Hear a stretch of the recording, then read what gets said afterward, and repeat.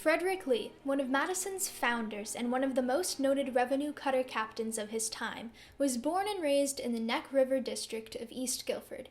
He spent much of his life aboard ships and far from home. He was a master of sloops, schooners, and brigs, many of which were built in Madison for use in the coastal trade.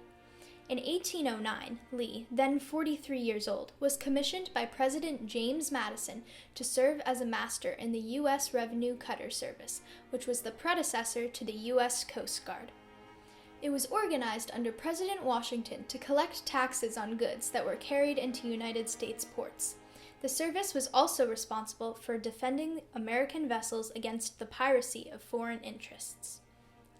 2 years into the War of 1812, while most of the East Coast was under a British Navy blockade, Captain Lee and his crew went to the rescue of an American merchant ship sailing out of New Haven. The opposing British brig forced Lee and his crew to beach their cutter, the Eagle II. Lee and his men took a position at the top of a bluff on Long Island and exchanged fire, defending their position for 3 days. Even under heavy fire from Lee and his men, the British eventually tugged the Eagle away from shore and captured the vessel. Nevertheless, the unstinting efforts of Lee and his crew were acclaimed around the country. After retirement from the Revenue Service, Lee served in the Connecticut State Legislature and was affiliated with many civic projects that benefited East Guilford.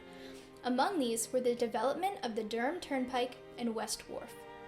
In 1821, Captain Lee and other members of the community funded the construction of a coeducational institution for higher education.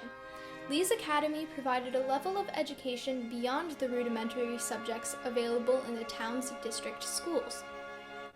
Although primarily attended by Madison students, the school also served students from other states as well as Cuba, Spain, and the West Indies. Decades later, in 1889, the Academy became part of the Madison school system and served as the town's first public high school. Lee's greatest achievement was, perhaps, the establishment in 1826 of Madison as an independent town, for which he served as first selectman. Captain Frederick Lee died in 1831 at the age of 65. He left behind a rich legacy of ideals and projects that contributed to the betterment of the town of Madison.